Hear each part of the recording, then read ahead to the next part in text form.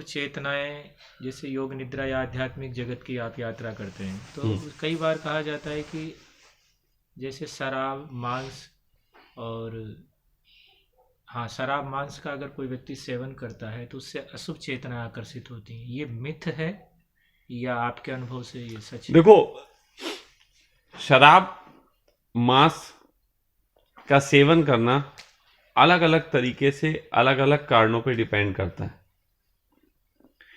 एक व्यसन के लिए करते हैं और एक उसको जानने के लिए करते हैं। तो अलग अलग तरीके के अलग अलग लोग उपयोग करते हैं। किसका बज रहा है? प्यार से कर दो।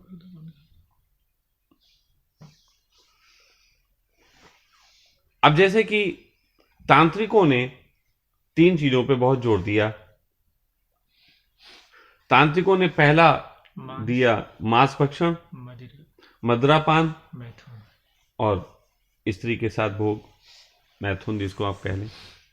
3 चीजों पे बड़ा जोर दिया, जबकि योग इन 3 चीजों से बचने की बात करता है। बिल्कुल विरोधी है योग, बिल्कुल इसका विरोधी। अच्छा, योग विरोधी क्यों है? क्यों विरोधी है? उसके लॉजिक क्या है?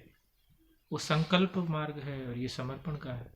नहीं, मार्ग की बात नहीं, लॉजिक भी तो कुछ होंगे ना। वो तो आप खोलेंगे गहरे रोधी। तो आखिर इसके क्या लॉजिक दिए गए? तो लॉजिक ये है कि योगी जो है वो गांठ रहा है मार्ग। आपकी बात ठीक है कि वो संकल्प का मार्ग है। संकल्प के मार्ग पे संगठित होने की जरूरत है। ठस सिंक्रोनाइज करेगा ऊर्जा, है ना। अब मदिरापान जब आप करते हैं तो आपकी इंद्रियों पे आपकी पकड़ ढीली पड़ जाती। तो एक तरफ काम करे ठस होने का, इंद्रियों पे पकड़ का, और दूसरी तरफ इंद्रियों की पकड़ ढीली करे, तो फिर तो बात बनेगी नहीं। इसलिए जो एक प्रयोग कर रहा है उसी पे चले। इंद्रियों पे कब्जा करने पे ही उसका संकल्प का है तो वो करे। फिर इसी तरीके से मांस का है। जैसे ही मांस आदमी ज्यादा खा लेता है तो मांस गरिष्ठ होता है, गरिष्ठ में नींद आ जाती। अब कोई व्यक्ति संकल्पवान हो, उसे नींद आ जाए तो उसका संकल्प कमजोर पड़ेगा। तो इसलिए उसने मांस पे भी ये बात की। यही बात मैथुन में होती है कि मैथुन में अगर उतरेगा ज्यादा तो कहते हैं ना कि कामना तो अनंत है, आप जितनी चाहे कर लो, और दुष्पूर्ण भी कभी इस तरीके से जाती नहीं। तो ऐसी स्थिति में वो आदमी दूसरे के ऊपर डिपेंड होगा, उसके अपने ऊपर की मालकियत खो जाएगी जैसे वो दूसरे से संबंधित होगा। तो इसलिए योगियों ने इन तीनों चीजों का विरोध किया। योगियों ने इन तीनों चीजों का विरोध किया। लेकिन मैं आपसे एक बात छोटी सी पूछता हूं, छोटी सी बात पूछने वाली है। आप जगत में किन्हीं तांत्रिकों के बहुत नाम जानते हैं जो बहुत तंत्र के गहरे रहे हों? ओशो से जो सुना वही जानते हैं। तिलोपा चलिए, के लिए गुरु पद्मा संभाव। चलिए, जिसकी भी बारे में बात सुनी, क्या वो संकल्पवान नहीं थे? बिल्कुल थे। सरहपा तिलोपा है तो वो संकल्पवान। तो तंत्र में ऐसा क्या है कि संकल्प भी है? सोचो, क्या योगी आपने ऐसे सुने जो औरतों के पीछे भागते रहते हों और शराब पीते रहते हो, मांसाहार करते रहते हो, और उनका संकल्प बरकरार रहता हो? लेकिन आपने तांत्रिक ऐसे सुने जो ये सब काम करते रहते हैं और उनका संकल्प भी रहता है। सोचने वाली बात है। थोड़ा सा चिंतन तो करना बनता है ना इस पे, कि एक तरफ तो संकल्प गांठा और इन 3 चीजों से वंचित रहे, दूसरी तरफ वो लोग जिन्होंने 3 चीजों को खूब जिया फिर भी संकल्पवान रहे। रहस्य क्या है इसमें? अल्लाह, रहस्य क्या है? एक तो छोड़ छोड़ के परेशान, एक कर करके भी मजे में।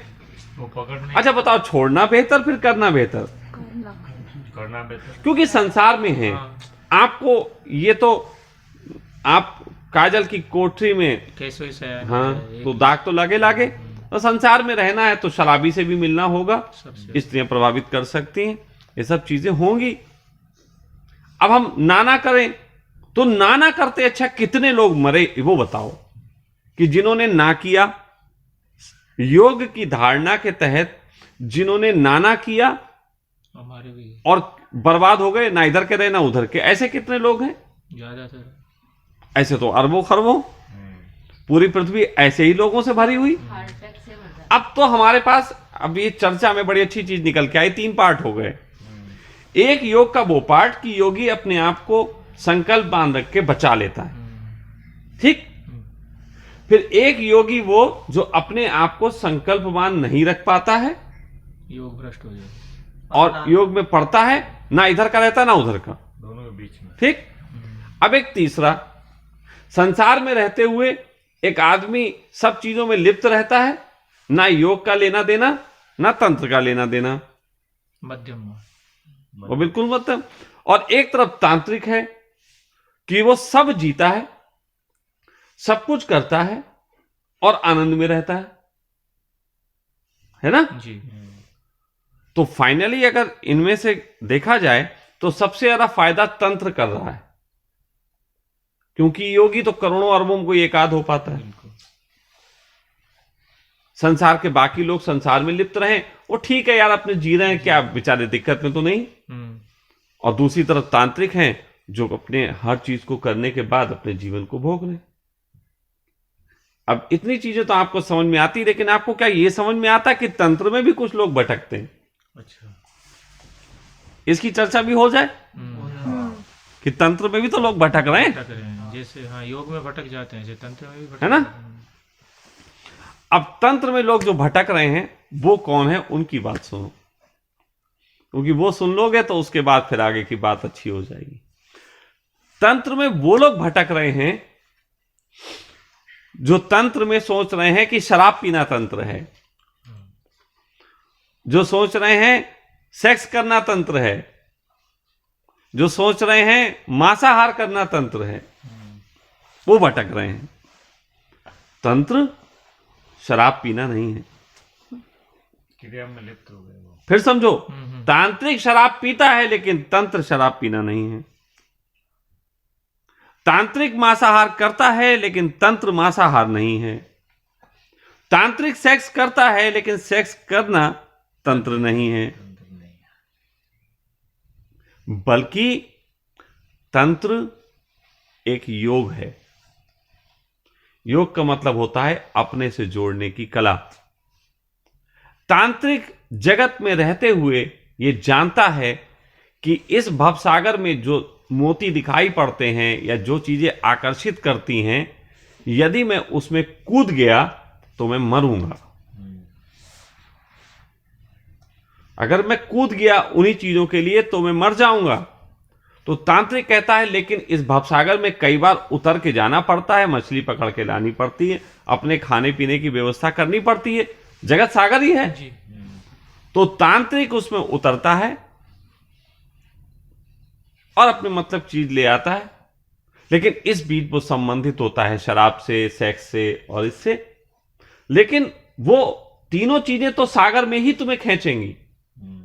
शराब पियोगे, नशा करोगे, तो नशा करने वाली जगत की सबसे बड़ी कौम जो रही है वो रही है हिप्पियों की। और नशा करने वाली कौम हिप्पियों की बहुत बड़ी क्रांति की। उन्होंने ऐसे ऐसे प्रश्न उठाए जो पूरी दुनिया में लोग उठाते नहीं। उन्होंने कहा शादी क्यों करना, बच्चे क्यों पैदा करना, बाप ने किया इन्हें क्या मिल गया, हम करेंगे हमें क्या मिल जाएगा। हिप्पियों ने बड़ी क्रांति की, लेकिन हिप्पियों की क्रांति का आधार था शराब, नशा, मैरिजुआना। और एक दिन ऐसा हुआ कि हिप्पियों ने क्रांति तो कर दी, फिर घर भी छूट गया, सब कुछ छूट गया। हिप्पियों की ऐसी हरकत रही कि हिप्पी लोग जो हैं बर्तन भी अपने पास नहीं रखते थे। भोजन करना है, स्त्री लेट गई, उसके पेट पे दाल चावल डाले और खा लिए, फिर पेट चाट लिया, साफ हो गया। सोचो, हिप्पी हर चीज से संकुचित होते गए। बिल्कुल एकदम लग रहा होगा ना, क्या यार जीवन कितनी बढ़िया, क्या गरिमावान बात, अध्यात्म के शिखर को छू लिए ये तो।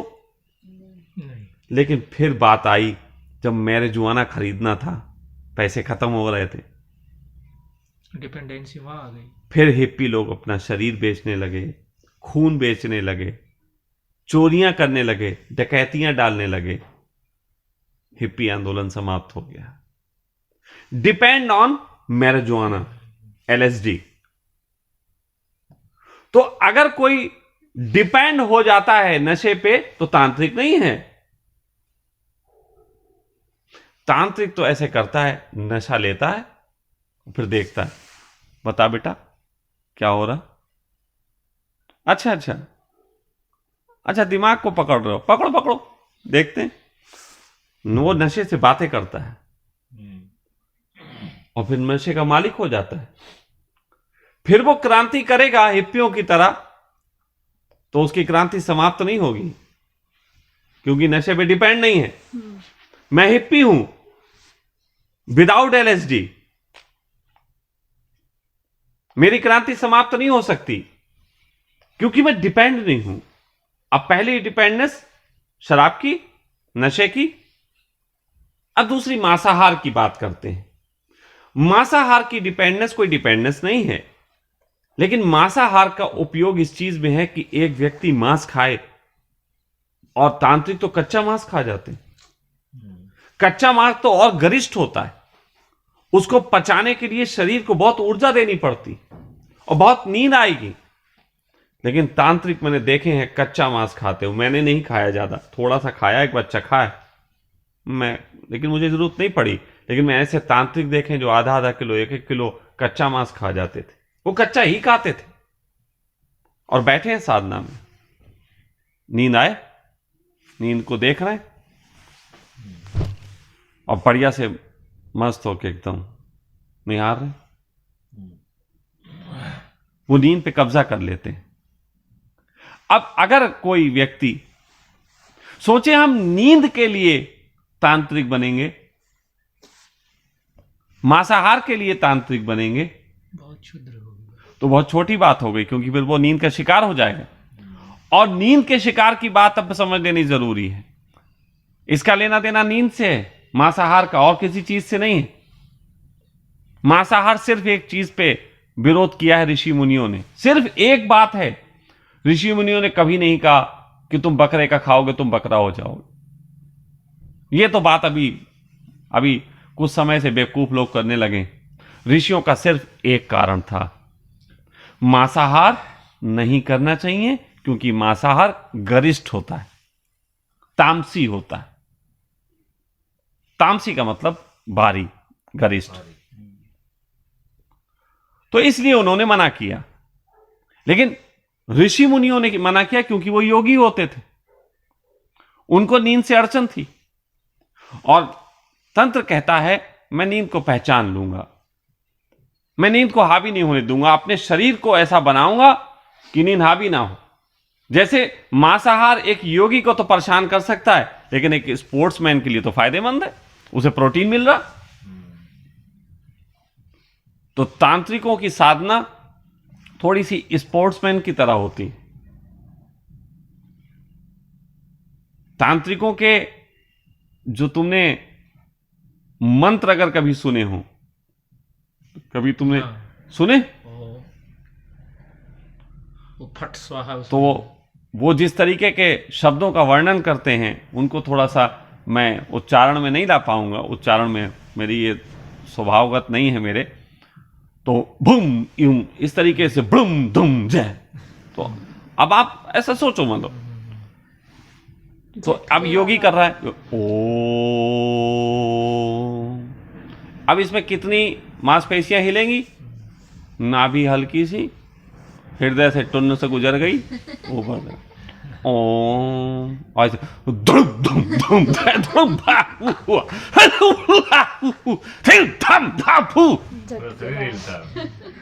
वो तो साला बैठा कसरत कर रहा, उसकी तो मार सारी मांसपेशियां धुड़क धुड़क धड़ाक थूक मार पूरी टूंग टूंग। अब इसने अगर आधा किलो मांस खा भी लिया पच जाएगा, दुम दुम में ही पच। तुमने देखा योगियों के सिक्स पैक ना हो, लेकिन तांत्रिकों के सिक्स पैक होते हैं। कभी देखा? वो इसलिए होते हैं हाँ, करके देखो, हाँ वो तो उसका स्पोर्ट तो वो बहुत तेज बोलते, डरा देते। बिल्कुल करके देखो, तुम्हें पता लगेगा कि शरीर इसमें कितने तरीके से काम कर रहा है, कितनी इंद्रियां क्या चीजें कर रही। तो ये मैं आज रहस्य खोल रहा हूं इसके। तो तंत्र का दूसरा आधार जो है वो नींद पे भी कब्जे का है।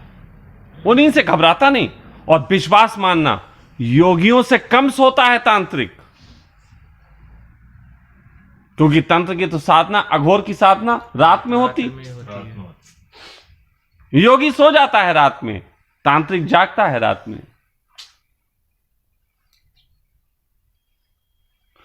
फिर तीसरी बात आती है, वो आती है स्त्री के भोग की। यहां पे उसने कमाल का खेल बहुत पहले जान लिया था। योग कहता है कि किसी भी स्त्री से जब हम संबंधित होते हैं तो हम अपनी वीर ऊर्जा को त्यागते हैं। एक वीर में, एक बार के स्खलन में हजारों शुक्राणु हमारे शरीर से निकलते हैं। हजारों शुक्राणु में हजारों करोड़ों आत्माएं होती हैं। तो इतनी आत्माएं हमारे शरीर से निकल जाती हैं, जिसके कारण हम कमजोर हो जाते हैं, कम आत्मावान हो जाते हैं। यही है। हाँ, यही बोलते हैं। आप क्योंकि योगी हो इसलिए पूछ रहा हूं, मैं गलत तो नहीं बोल रहा? नहीं सही है। ठीक है। अब ये बताओ कि कोई ये कहे कि हजारों करोड़ों आत्माओं को मैं अपने अंदर रोक लूं, इससे मैं महान हो जाऊंगा, तो ये हिटलर है कि योगी? ये तो हिटलर है। दूसरी चीज मूर्ख है, क्योंकि अब सिद्ध हो चुका है कि आप करोड़ों भले आपके शुक्राणु निकले, उसमें कोई आत्मा नहीं होती जब तक किसी स्त्री के अंडे से वो फर्टिलाइज नहीं होता। जब फर्टिलाइज होता है तब आत्मा प्रवेश करती है।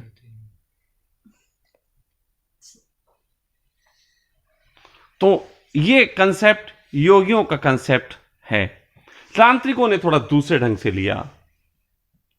उसने कहा कि अगर नहीं फेंकना है, अगर शरीर से नहीं फेंकनी है ऊर्जा, तो हम ऊर्जा को क्यों ना बचा लें। तो उसने ऐसे संभोग को करना शुरू किया, जिस संभोग को करने के बाद स्खलन नहीं करना है। अब इसमें दो बातें, ये थोड़ा सा मतलब किया इन्होंने तंत्र के विरोध में ही, नया ढंग अपनाया। उसने कहा स्खलन की तो बात है, जैसे मैं कोई कहे कि थूकना पाप है, तो उसने कहा हम थूकेंगे नहीं, हम निगल जाएंगे। उसने कहा हम थूक नहीं रहे, हम निगल जा रहे। लेकिन मुंह तक जो आ गया वो तो थूक है। अब बाहर दे दो तो ज्यादा अच्छा, पेट में ले लो तो बात वही, थूक तो हो गया ना। तो खैर उस समय उन्होंने, तांत्रिकों ने योगियों के विरोध में ही तंत्र का एक नया कंसेप्ट पकड़ा। उन्होंने कहा बात बाबा जी इतनी सी तो है कि वीर त्यागना नहीं है। अरे हम वहां पे सेक्स रोक लेंगे जहां पे वीर त्यागा जाता है। उन्होंने कहा हम नहीं करते। तो उन्होंने स्त्रियां अपने साथ रखी, स्त्रियों का संसर्ग किया, सेक्स भी किया, लेकिन वो सेक्स में उन्होंने ये किया कि वीर त्याग नहीं किया। अब ये कोई महान बात है आज के दौर में? आज के दौर में जहां पढ़ा लिखा इतना युग हो गया, इतनी समझदारी हो गई, वहां तो ये बिल्कुल मूर्खता लगेगी। लेकिन इस मूर्खता के फायदे हो गए, इस मूर्खता के फायदे तांत्रिकों को हो गए। वो कैसे हो गए उसे समझ लो। वो हो ऐसे गए कि बायोलॉजिकल कंडीशन के आधार पे जब किसी स्त्री के प्रति कोई व्यक्ति सेक्स का भाव करता है, तो असल में वो व्यक्ति नहीं करता, उसके अंदर का जो स्पर्म्स होता है वो स्त्री में कंटेनर देखता है कि इसमें फर्टिलाइज हो सकता है, तो वो उसके प्रति सेक्स का भाव जगाता है। यानी कि आंख के पीछे बैठा हुआ शुक्राणु, एक छोटा सा शुक्राणु तुम्हें सेक्स में एक्टिव करता है, वो तुम्हारी बॉडी का यूज करता है। तुम उसके लिए कुछ, तो सच बात है, सेक्स जब कर रहे हो तुम कर ही नहीं रहे, वो शुक्राणु कर रहा है और तुम तो लग रहा है कि तुम कर रहे। और तुम्हें जो मजा आता है सेक्स का, वो इतना मजा है कि वो शुक्राणु जब प्रेशर बनाता है ना कि फला स्त्री में डाल दो, मैं जमना है, मुझे जमना है, फला स्त्री में डाल दो, मुझे जमना है, तो वो दिमाग पे प्रेशर हो जाता है। तो जब तुम ऐसा कर देते हो उसे निकाल के बाहर फेंक देते हो, चाहे मास्टरबेशन से, चाहे उस स्त्री के साथ। तो रिलैक्स, माइंड रिलैक्स हो। बहुत बड़ा साला बोझ था, उतर गया। This is the relaxation. ठीक, अब ये रिलैक्सेशन, अब तांत्रिकों ने इस पे दूसरा उपयोग किया, हो गया अनजाने में, तांत्रिकों को पता नहीं था, ये अनजाने में हो गया। जैसे कि कोई एक शुक्राणु कहे यार डालो ना मुझे उस स्त्री में, डालो ना मुझे इस स्त्री में, उन्हें चलो डाल देते हैं। उन्होंने मैथुन की प्रक्रिया आरंभ की, खूब खूब कबड्डी खेलने के बाद फिर अचानक रोक लिया। अच्छा, रोकने के पीछे भी एक कंसेप्ट है, उसे ध्यान समझ लेना। एक तो ये होता है कि सेक्स की पूरी प्रक्रिया क्या है उसको समझना जरूरी है। जैसे तुम्हारा शुक्राणु ये कहता है मुझे बाहर जाना है, वैसे ही वो तुम्हारे माइंड को आदेश देता है मुझे बाहर फेंको। माइंड तुरंत जो है वो एक ऊर्जा प्रवाहित करता है लिंग की ओर, जो जिसकी वजह से उसमें तनाव आता है। तनाव आने के बाद आप मैथुन की प्रक्रिया से गुजरते हैं और फिर वो शुक्राणु बाहर फेंक देता है। ठीक, अब अंदर का एक शुक्राणु कह रहा है कि इसको बाहर फेंको, लेकिन बाहर फेंकने के लिए जो मस्तिष्क अपना केमिकल भेजता है लिंग की तरफ, जिससे उसमें आकर्षण आता है, वरना लिंग में कोई हड्डी थोड़ी ना होती, वो सिर्फ वहां खून का दौरान इतनी तेज हो जाता है कि लिंग खड़ा हो जाता है।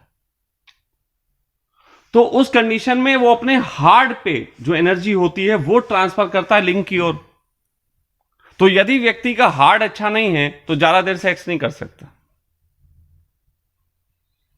अब कमजोर हार्ट वाला, अब यहां पे तांत्रिकों का वो मीट खाना भी बड़ा काम आ रहा, हुम बुम वो भी काम आ रहा। जिसका हार्ट अच्छा नहीं है उसको एक लिमिट बाद, जैसे ही वो प्रेशर बढ़ेगा हार्ट का कि अरे मुझे वापिस करो मैं वरना हार्ट अटैक हो जाएगा, वैसे ही लिंग एकदम स्खलित हो जाएगा, स्खलन हो जाएगा, फटाफट एनर्जी वापिस जानी। और हार्ट अगर मजबूत है तो जिस समय वो आप करते रहो 30 मिनट 40 मिनट, उसके बाद अचानक एनर्जी वापिस मांगेगा और वो अचानक आदमी कहेगा यार छोड़ो यार, अब बस हो गया, बात खत्म, क्योंकि एनर्जी वापिस चली गई। एनर्जी वापिस हार्ट पे गई, लिंग शांत हो गया, हार्ट पे एनर्जी वापिस गई, हार्ट ने कहा हमारा काम हो गया, हमारी एनर्जी अपनी दे दी थे, मस्तिष्क तक बात पहुंची, हाँ भाई आपने अपने काम को पूरा किया, मस्तिष्क से वापिस उस तक पहुंच गया, भाई शांत हो जाओ, हमने तुम्हारा काम कर दिया, तुमने जो कहा था। सबने सबके काम कर दिए और काम हुआ नहीं। बहुत समझो टेक्निकल बात है ये, हंसने से ज्यादा समझने योग्य है। तो जब ऐसा ही एक शुक्राणु ने कहा मुझे फेंको, वो प्रक्रिया शुरू हुई, तांत्रिकों ने किया, फिर नहीं किया, और फिर 1 बार 2 बार 3 बार 4 बार 5 बार 100 बार 1000 बार, बाद में शुक्राणु कहते ये मशीन ही खराब है, आर्डर देना ही बंद कर दिया। फिर शुक्राणु आर्डर नहीं देते। अब यहां पे दूसरी बात आ गई। अब तांत्रिक को बहुत लंबी प्रक्रिया से गुजरने के बाद अंदर शुक्राणुओं का जो प्रेशर होता है वो खत्म हो जाता है। अब फिर क्या तांत्रिक नपुंसक हो गया? इस पे भी बात हो जानी चाहिए। मालिक हो गया, वो अजीब सा मालिक हुआ, और तब वो तांत्रिक किसी को प्रेम कर सकता है। तब कोई भगवान शंकर किसी को बहुत गहरे प्रेम कर सकते हैं, दुनिया के पहले तांत्रिक। और वो जब प्रेम करेंगे तो वो फिर संभोग दिन भर अपने मन के उस पर नहीं करेंगे, दिमाग के उस पर नहीं करेंगे। हां, सामने वाले के लिए कभी कर सकते हैं, नपुंसक नहीं है, लेकिन ज्यादातर फिर उनके संभोग की क्रिया जो है वो उन टाइमिंग्स पे होगी जो स्लीपिंग आवर्स होते हैं। जैसे बच्चे के लिंग में तनाव होता है सुबह 3 से 5 के बीच में, सबके होता है, वो एक बायोलॉजिकल घटना है, वो बाया शुक्राणु घटना नहीं है। बाया स्पर्म्स कोई आदेश जारी नहीं हुआ कि लिंग खड़ा हो गया, वो तो एक खड़े हो जाता है उस वक्त। तो उसी वक्त का उपयोग वो संभोग के लिए कर लेंगे, वो उसी वक्त संभोगरत हो लेंगे और वो उसमें अपने जी के, वो बाया नहीं चल रहे हैं, किसी कोई पीछे उनका मालिक नहीं है जो धक्का दे रहा, वो अपने मालिक हो गए। लेकिन ये लंबी प्रक्रिया के बाद घटता है। तो तंत्र में इन तीनों चीजों का उपयोग किया, तांत्रिक ये 3 चीजें करने के लिए तांत्रिक नहीं होता, बल्कि ये 3 दबाव हैं जगत के सबसे बड़े दबाव। नींद पे सबसे बड़ा दबाव है, हमारी इंद्रियों पे कोई चीज हावी हो जाए और ढीली हो जाए और हम लड़खड़ा के चलें, ये सबसे बड़ी पीड़ा है कि हम संभल के चल भी ना पाए। और एक स्त्री के पीछे जो पूरा जगत बर्बाद करते हैं, उसका कारण एक हमारे अंदर ही छुपा शुक्राणु।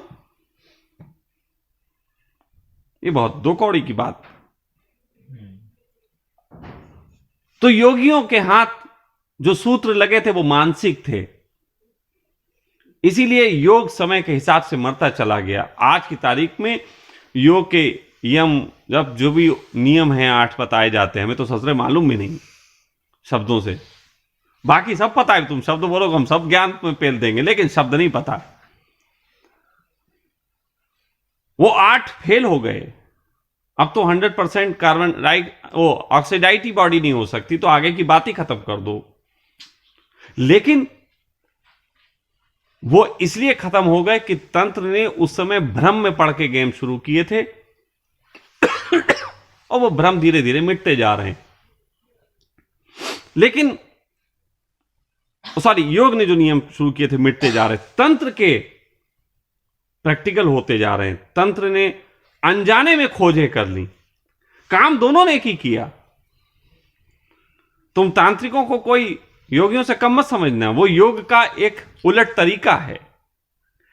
उसको जो तांत्रिक होते हैं, अगर उनको एक शब्द दिया जाए तो तुम्हें पता चलेगा तांत्रिक योगी होते हैं, और वो होता है हठ योग। तांत्रिक हठी होता है, तांत्रिक हठी होता है। जिन तांत्रिक की मैं बात कर रहा हूं, तंत्र का मतलब शरीर, तांत्रिक वो जिसने शरीर साध लिया और शरीर साध के भैरव की उपासना में लगाया। भैरव मतलब परमात्मा। तो बिल्कुल सीधा सीधा कंसेप्ट है कि योगी करता है हठ, लेकिन थोड़ी मूर्तापूर्ण हठ है, और एक चीज को छोड़ के भाग जाने वाली हठ। जैसे संसार से छोड़ के भाग गए, सन्यासी हो गए, ये वाली हठ योगी करता है। और तांत्रिक कहता है संसार में रहते ही हम अपने आप को बना लेंगे वैसा, ये हठ योगी होता है। और संसार में बहते हुए बनाना आसान है भाग जाने की अपेक्षा। संसार का जो अर्थ है वो मेरा ये नहीं है पापा मम्मी के साथ। संसार का जो अर्थ है वो मेरा ये नहीं है बाजार में दुकान खोलते हुए। संसार हमारा जो है वो हमारे शरीर के माध्यम से प्रकट करता है। आंखों से जो दिखता है वो संसार, भूख जो उठती है उसके लिए भोजन, ये संसार। हमारे शरीर से की जरूरतें और इसको जरूरता पूरी करने के लिए जो भी हम करते हैं, बस वही संसार है। विश्वास मानना, ये सखा आश्रम में भी संसार है। बस ये है कि ये संसार तुम्हें तुम्हारे संसार से ही रिलेटेड चीजों की बात करता है, व्यक्तिगत रूप से। यहां परिवारवाद नहीं है। संसार में ये हो रहा है, जरूरतें अपनी पूरी कर रहे हैं, नाम ले रहे हैं, बेटे की वजह से ही तो धन कमा रहे, दूसरे के कंधे सब बेटा तुम्हारी वजह से ही कमा रहे हैं, वरना बाप को क्या जरूरत कुछ काम करने की। बेटे ने कहा पापा अब आप छोड़ो काम, लाओ धन हमें दे दो। बोले नहीं बेटा वो तो मरने के बाद ही तुम्हारा है। तो करनी सारी मक्कारियां हैं अपनी, दूसरे के कंधे पे रख के। बातें बड़ी बड़ी, प्रेम की बातें, परिवार की बातें, माता पिता के स्नेह की बातें, लेकिन हैं सब मक्कारियां। यहां उन मक्कारियों से थोड़ा तुम्हें दूर किया जाता है कि यहां जो भी है वो तुम्हारी हैं। कोई ये मत कहो कि मैं उसकी खातिर ऐसा कर रहा, सब अपनी अपनी खातिर कर रहे। बिल्कुल। और इसका भान होना कि तुम स्वयं की खातिर करते हो, तुम्हारे स्वयं के निर्माण में सहयोगी होता है। और जब तुम मक्कारी करते हो, दूसरे की वजह से कर रहे, तो तुम्हारा स्वयं का निर्माण नहीं हो पाता, क्योंकि तुम एक फाल्स में जीते रहते हो। तो आज तंत्र के ऊपर बोल के मुझे बड़ा मजा आया। आप सबने इतने शांतिपूर्वक ढंग से मेरी बातों को सुना। इसके लिए मैं आपका अनुग्रहित हूँ। आपके अंदर बैठे परमात्मा को, जिसकी आप खोज में हो, उसको प्रणाम करता हूँ।